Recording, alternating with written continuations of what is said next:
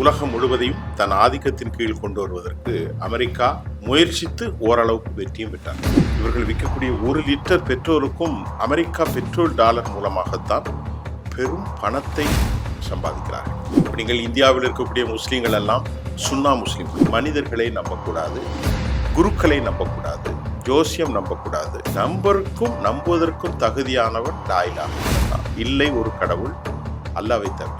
America சொல்கிறது, இந்த புளுட்டோனியத்தை, யுரேனியத்தை எங்க கையில கொடுத்துட்டு நீ அணுகுண்டு செய்யக்கூடாது. மலைகளுக்கு கீழே 47 வருஷமா சிட்டியை உருவாக்குறாங்க. நீ என்ன எதிர்த்து பேசக்கூடாது. நான் சொன்னது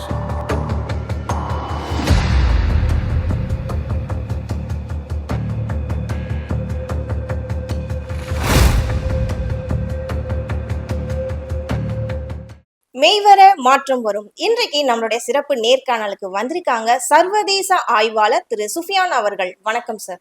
வணக்கம் சார். இப்போ உலக நாடுகள்ல நம்ம தொடர்ந்து பார்த்துட்டு தான் இருக்கோம். பிப்ரவரி 28 ஈரான், அமெரிக்கா, இஸ்ரேலுக்கான போர் ஆரம்பிச்சது. இந்த சண்டை எப்ப ஆரம்பிச்சது, எதற்காக ஆரம்பிச்சது, இதுக்கான முக்கியமான காரணங்கள் என்னங்க சார்? ஆக்சுவலி இந்த போரிற்கான காரணம் எப்போ ஆரம்பித்தது, எதற்கு ஆரம்பிப்பது என்பதை விட அமெரிக்காவினுடைய டாமினேஷன், அமெரிக்காவுடைய அதிகாரம் உலகம் முழுவதையும் தன் ஆதிக்கத்தின் கீழ் கொண்டு வருவதற்கு அமெரிக்கா முயற்சித்து ஓரளவுக்கு வெற்றியும் பெற்றார்கள். நீங்க பாத்தீங்கன்னா உங்களுக்கு தெரியும், நிக்கோலஸ் மதுரா ஒரு சுயாதீனமான ஒரு தேசம்தான் வெனிசுவேலா. நள்ளிரவு அமெரிக்க ராணுவம் இறையாண்மை கொண்ட அந்த நாட்டுக்குள் இறங்கி நிக்கோலஸ் மதுராவையும் அவரது மனைவியும் தூக்கி சென்று அமெரிக்காவில் சிறை வைத்தார்கள். அந்த நாட்டில் இருக்கக்கூடிய பெட்ரோல் வளத்தை திருடிச் செல்ல முயற்சித்து திருடியும் சென்று கொண்டிருக்கிறார்கள். இந்த நிலையில ஈரான் 1979களுக்கு பிறகு இஸ்லாமிக் ரெவல்யூஷனரி கார்டன் காப்ஸ் என்கின்ற ஒரு புரட்சி இஸ்லாம் ஷியா முஸ்லீம் பிரிவை உருவாக்கினார்கள். அயத்துல்லா கமேனி தலைமையில. அது ஒரு சித்தாந்த புரட்சி, கொள்கை புரட்சி. ஆனால் கடந்த 70 ஆண்டுகளுக்கு மேல் மத்திய கிழக்கில் சவுதி அரேபியா, யுனைடெட் அரபு எமிரேட்ஸ், கத்தர், ஜோர்டான், எகிப்து, சிரியா, இப்படி எல்லா தேசங்களும் பஹ்ரைன், அனைத்து தேசங்களும் அமெரிக்காவினுடைய வாழ்பிடிக்கும் அதிகார வர்க்கத்தின் ஏவுகணைகளாக இருக்கிறார்கள். அமெரிக்கா இவர்களை பயன்படுத்தி பெருங்கொண்ட சம்பாத்தியம். இவர்கள் விற்கக்கூடிய 1 லிட்டர் பெட்ரோலுக்கும் அமெரிக்கா பெட்ரோல் டாலர் மூலமாகத்தான் பெரும் பணத்தை சம்பாதிக்கிறார்கள். ஒரு நாளைக்கு மட்டும் 1000 லட்சம் கோடி ரூபாய்க்கு வர்த்தகம் நடக்கின்றது. ஒரு கேபிள் 1000 லட்சம் கோடி, 10 ட்ரில்லியன் டாலர். 1 ட்ரில்லியன் என்றால் 100 லட்சம். அதனுடைய பரிவர்த்தனைகள் எல்லாமே அமெரிக்க டாலரில் தான் நடக்கிறது. அமெரிக்கா அதற்கு என்ன கைமாறு செய்கிறது என்றால் அவர்களுக்கு எல்லா வசதிகளும் செய்து கொடுக்கிறார்கள். சரி, இது ஒரு பக்கம் இருந்தாலும் ஈரான் இந்த சுயாதீனமற்ற போக்கை, வளத்தை சுரண்டுவதை எதிர்த்து ஷியா தலைமை, முஸ்லிம் தலைமை இந்த போரை ஆரம்பித்தார்கள். இஸ்லாமிய சமூகத்தில் 2 பிரிவு இருக்கிறது. ஒன்று சுன்னா முஸ்லிம், மற்றவர்கள் ஷியா பிரிவு. இப்ப நீங்கள் இந்தியாவில் இருக்கக்கூடிய முஸ்லீம்கள் எல்லாம் சுன்னா முஸ்லிம்கள். சவுதி அரேபியா, கத்தர், ஜோர்டான், எகிப்து எல்லா நாடுகளிலும் சுன்னா முஸ்லிம் தான் இருக்காங்க. சுன்னா என்றால் வழினா the way. They should follow the prophet Muhammad, peace and mercy upon him. அவருடைய வழியை பின்பற்றுவர்கள். The people they are invited சுன்னா. ப்ராஃபட் முகம்மதினுடைய வழியை பின்பற்றுவர்கள் சுன்னா. ஷியா முஸ்லிம்கள் ப்ராஃபட்டை ஏற்றுக்கொள்கிறார்கள், குரானை ஏற்றுக்கொள்கிறார்கள். ஆனால் அவர்கள் சற்று மாறுபடுவார்கள். உங்களுக்கு புரிய மாதிரி சொன்னால், நீங்கள் பிராமணர்கள் இருக்கிறார்கள் அல்லவா, குரு என்று ஒருத்தரை வைத்திருப்பார்கள். குரு வணக்கம், மடாதிபதி. அதே போன்று ஷியா முஸ்லிம்கள் அதெல்லாம் நம்பக்கூடியவர்கள். அவர்களுக்கு மடாதிபதியில 9 குருக்கள் இருக்கிறார்கள். இருக்கிறாங்க. அது ஷியா முஸ்லிம்.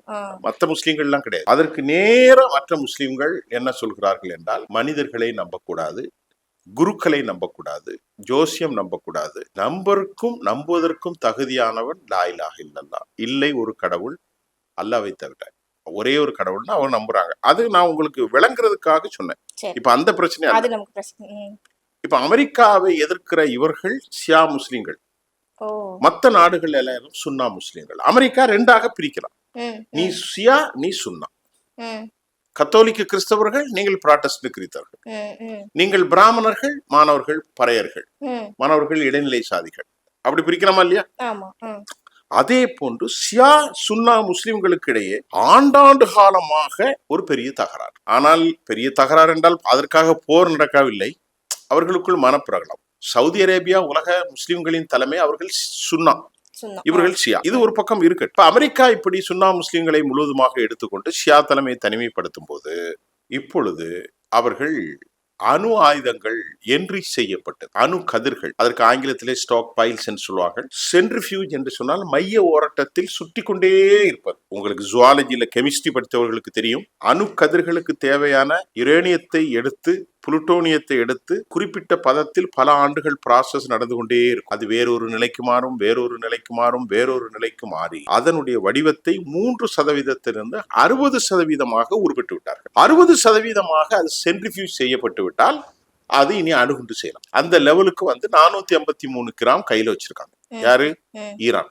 அமெரிக்கா சொல்கிறது, இந்த புளுட்டோனியத்தை யுரேனியத்தை எங்க கையில கொடுத்துரு, நீ அணுகுண்டு செய்யக்கூடாது. இப்ப ஈரான் சொல்கின்றது, அணுகுண்டு நாங்கள் செய்வோம், எங்களுக்கு ரைட் இருக்கு, we should have a collective responsibility. நாங்கள் ஒரு பெரிய தேசம், நாங்கள் கண்டிப்பாக செய்வோம். ஆனால் அணுகுண்டு செஞ்சு மக்களை கொலை செய்வதல்ல, இந்த அணு கதிர்கள் மூலம் நாங்கள் மின்சாரத்தை உற்பத்தி செய்கிறோம், மருத்துவ பயன்களுக்காக நாங்கள் செய்கிறோம், எரிசக்தியை என்று அவர்கள் சொல்கிறார். அமெரிக்கர்கள் சொன்னார்கள், இல்லை, ஒரு துளி கூட உங்ககிட்ட இருக்கக்கூடாது, எல்லாத்தையும் என்கிட்ட கொடுத்தோம் சொல்லி ஈரானை அழித்து விட வேண்டும் என்று அமெரிக்காவும் பக்கத்தில் இருக்கக்கூடிய யூதர்களும் திட்டம் போடுகிறார். அது யூத நாடு என்ன நாடு? இஸ்ரேல் ஒன்று நாடு. அதற்கு தலைநகர் டெல் அவீவ், அதனுடைய பிரதமர் பெஞ்சமின் நெதான்யாகு. ஒரு கோலிஷன் ஃபோர்ஸ் அவர்கள் உருவாகி இஸ்ரேல் என்கின்ற ஒரு நாடை அங்கே உற்பத்தி ஒரு வேட்டை விலங்காக மாத்துகிறார்கள். வேட்டை விலங்கு என்றால் வேட்டை நாயகன் என்று சொல்வார்கள், நம்ம கொஞ்சம் கண்ணியமா பேசினா வேட்டை விலங்காக மாத்தி இருக்கிறார்கள். அந்த பிராந்தியம் என்பது, நான் பலஸ்தீனத்தை பத்தி பேசும்போது வேறொரு செய்தி சொல்கிறேன். இஸ்ரேல் என்ற ஒரு நாடே 2000 ஆண்டுகளா கிடையாது. அந்த நாட்டில் அமெரிக்காவும் இங்கிலாந்தும் ஒரு நாட்டை உருவாக்குறார்கள் அரபுகள்கிட்ட. அந்த நாடு பிடுங்கப்பட்டு அதை இஸ்ரேல்னு உருவாக்குறாங்க.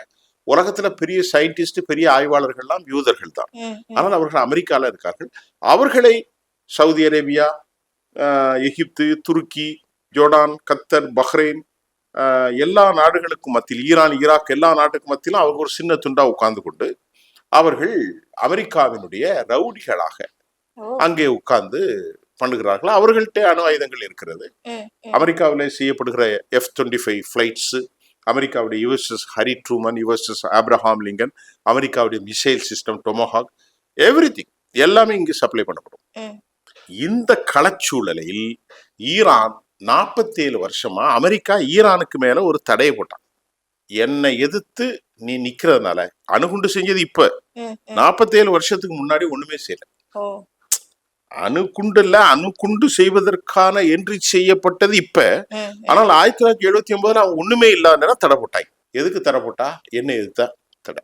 எனக்கு அடிமை சாசனமாக இருந்தா மட்டும்தான் உனக்கு உலகம் கேட்கறதுக்கு முடியாது. அந்த அளவுக்கு இன்வின்சிபிள் ஃபோர்ஸ் சொல்றது ஆங்கிலத்துல. யாராலும் வெற்றி கொள்ள முடியாத ஒரு நாடாக அமெரிக்கா உருமாறியது. அமெரிக்காவை எதிர்த்து பேசுறதுக்கு உலகத்துல எவனுக்குமே தைரியம் இல்லை. 1992 கொர்பச்சேவ், மிகைல் கொர்பச்சேவ், அவருடைய காலத்திற்கு பின்பு ஒரு பெரிய புரட்சி வந்தது சோவியத்துல. அந்த புரட்சியின் விளைவாக கஜகஸ்தான், அசர்பைஜான், உஸ்பெகிஸ்தான், ஆர்மேனியா, துர்கமிஸ்தான், இப்படி பல நாடுகளாக பிரிந்து போனார். அது அமெரிக்காவுக்கு நன்மை ஆயிற்று. ஒற்றுமையாக இல்லாமல் பிரிப்பு தான் அமெரிக்காவின் நன்மை. கடைசியில் என்ன செய்தது? அமெரிக்கா அணு ஆயுதங்களை வைத்திருப்பதாக 47 ஆண்டுகளாக முன்பு, அணு ஆயுதங்கள் இப்போது 2025 2020க்கு பின்பு, அதற்கு முன்பு தடை போட்டாங்க ஈரானுக்கு. உலகத்துல நீ எங்கேயுமே வர்த்தகம் பண்ணக்கூடாது, உன் நாட்டுல இருக்கக்கூடிய வளம், பெட்ரோலை எங்கேயுமே நீ விற்க கூடாது. யார் சொல்றா? அமெரிக்கா. உலகத்துல நீ எங்கேயும் வர்த்தகம் பண்ணக்கூடாது, உன் நாட்டுல இருக்கக்கூடிய வளங்களை விற்க கூடாது. There is a note the transaction. அதாவது என்னை விட வேற எந்த நாடும் வளர்ந்துடக்கூடாதுன்ற ஒரு, நான் சொல்றதுலாம் அப்படி உண்மை. அப்ப அவன் தடை. வங்கிகள்ல அவர்களால் பரிவர்த்தனை செய்ய முடியாது, இருக்கக்கூடிய எண்ணெயை விற்க முடியாது, உலக நாடுகளோடு ஒரு பொருளை கூட இம்போர்ட் பண்ண முடியாது, எக்ஸ்போர்ட் பண்ண முடியாது, கள்ளச்சந்தையில தான் வித்தான். விளைவு இந்த 47 ஆண்டுகளாக அந்த நாடு மரண போராட்டத்தில் சிக்கிட்டு. ஆனால் அவர்கள் பெர்சியர்கள், பாரசீகர்கள், அறிவில் கூடியவர்கள். அந்த நாடு மலைகளையும் காடுகளையும் கடல்களையும் பாலைவனங்களையும் சமநில பகுதிகளையும் கொண்ட ஒரு அழகான நாடு. அங்குள்ள ஆண்களும் அழகாக இருப்பார்கள், பெண்கள் ரொம்ப அழகா இருப்பாங்க. நான் அந்த நாடுகளுக்கெல்லாம் பயணம் செஞ்சவன். ஈரானுக்கு போகல, ஈரானிய மக்களை பார்த்திருக்கிறேன். லெபனீஸ் ரொம்ப அழகா இருப்பாங்க, ரொம்ப அழகா இருப்பாங்க. அமெரிக்கர்கள் வறுமையில் இருந்தாலும் அவர்கள் தங்கள் சித்தாந்தத்தை விட்டுக் கொடுக்கவில்லை. காரணம், அமெரிக்கா சொன்னது இஸ்லாமிய புரட்சி என்கின்ற ஒரு வார்த்தை ஒரு நாட்டில் இருக்கக்கூடாது. அவங்க ஒரு புரட்சி ஆரம்பித்தாங்க, அதற்கு பெயர் தான் ஆயத்துல்லா கோமேனியுடைய IRGC, இஸ்லாமிய ரெவல்யூஷனர். அது வைக்கக்கூடாது அப்படின்ட்டு அமெரிக்கா அவர்களுக்கு தடை செஞ்சாங்க.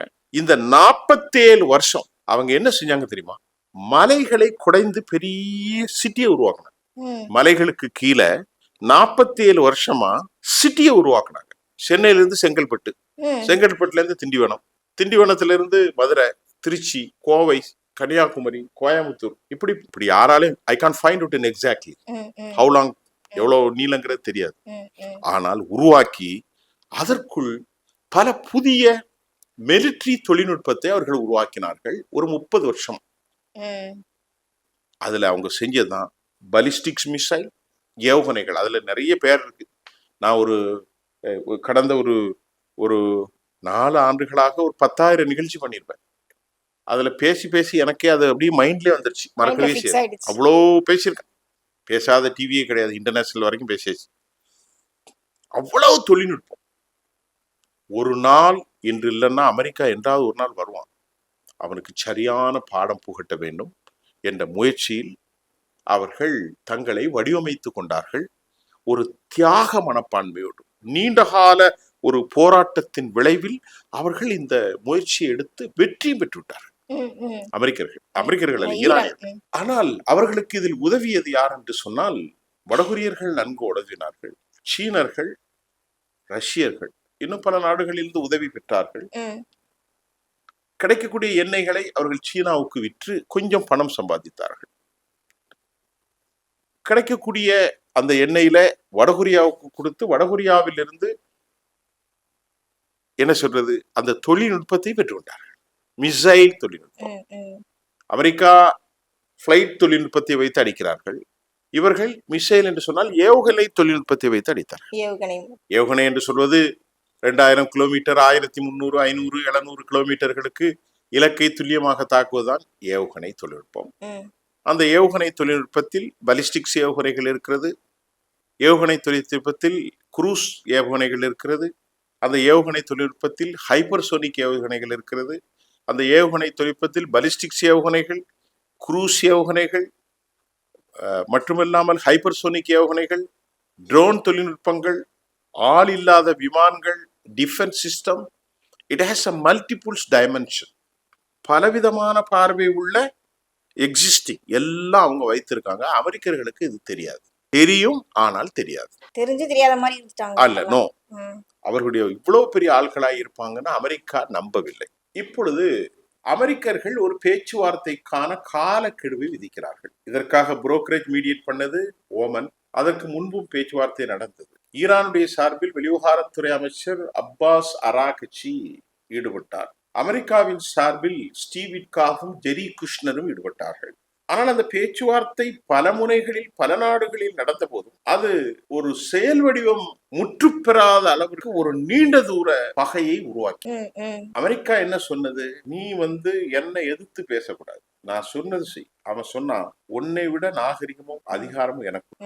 இங்கே நாங்கள் மேசையில் அமர்கிற போது சமநிலை அந்தஸ்து இருக்க வேண்டும். அப்போ கடைசியில ஜெனீவாவில், ஆஸ்லோவில், சுவிட்சர்லாந்துல, இப்படி பல இடங்கள்லையும், ஓமன்ல, எல்லா இடங்களிலும் பேச்சுவார்த்தை நடந்து எதுவுமே வெற்றி பெறல. கடைசியில நீ குறிப்பிட்டீங்களே, பிப்ரவரி 28 போர் நடப்பதற்கு முன்பு சமாதானத்தை பேசலாம், மார்ச் 2ஆம் தேதி 2024 என்று காலக்கெடுவை விதித்தார்கள். அந்த காலக்கெடுவை விதித்து ஒரு அமிகபிள் செட்டில்மெண்ட், ஒரு சீஸ்ஃபயர் ஆர் ஒரு ட்ரூஸ் மஸ்ட் பி பாசிபிள், சாத்தியம்தான் கண்டிப்பாக என்று நம்பிக்கொண்டிருந்தார்கள் அவர்கள். அவருடைய வீட்டில் ஆயத்துல்லா கமேனி, வயதான 87 வயது பெரியவர், அவர்தான் தலைவர். இந்த அமைப்பை உருவாக்கி இளம் வயதில் உருவாக்கியது ஆயத்துல்லா கமேனி, வயதானவர். இப்போது அவருக்கு 87 வயது.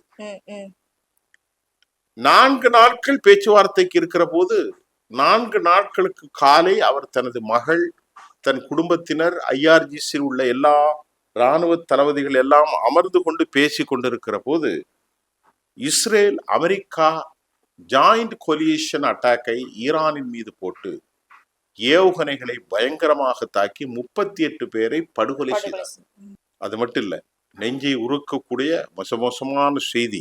பக்கத்தில் இருக்கக்கூடிய ஒரு ஸ்கூல், அந்த ஸ்கூல்ல படிக்கக்கூடிய பள்ளி சிறுமிகள் 170 பேர், 20 டீச்சர்ஸ். இதை விட ஒரு கொடூரத்தை யாருமே செய்ய முடியாது. பச்சிலம் குழந்தைகளை அமெரிக்காவுடைய டொமஹாக் ஏவுகணைகள் மூலம் அவர்கள் பயன்படுத்தி படுகொலை செய்த பயங்கர சம்பவத்தை கண்டு உலகம் ஆடி போய்விட்டது. அது மட்டும் இல்ல, 3000க்கும் மேற்பட்ட மக்களை படுகொலை செய்தார்கள். தொடர்ந்து ஈரான் வெறிகொண்டு தாக்கியது. 42 நாட்கள் போர். 42 நாட்கள் போர் நின்றது. அந்த போருக்கான பேர் எபிக் ஃபியூரி. அடுத்து ஒரு போரை செய்தார்கள். அந்த போருக்கான பேர் ப்ராஜெக்ட் ஃப்ரீடம். அதற்கான ஒரு பேர் எபிக் ஃபியூரி 2. எல்லா போரிலும் அமெரிக்கர்களை எதிர்த்து களமாடக்கூடிய பலிஸ்டிக் க்ரூஸ் ஏவுகணைகள் மூலம் அமெரிக்கா இனி வெற்றி கொள்ள முடியாத ஒரு நாடாக ஈரான் இப்பொழுது மாறியது. அமெரிக்கா பல சமாதான முயற்சிகளை எடுத்து பார்த்தாலும் ஈரான் என்ன சொன்னது? எந்த சமாதானத்துக்கும் தெரு, ஆனால் நாங்கள் எங்களது ஆயுதங்களை கைவிட போகிறோம். ஈரான் குண்டு போட திருப்பி தாக்குச்சு, அடிக்க திருப்பி தாக்குச்சு. ஆனால் எல்லோரும் கேட்டார்கள், நீங்கள் அழித்து விட்டீர்கள் என்று சொல்கிறீர்கள். அவர்கள் திருப்பி தாக்கி கொண்டார்கள்.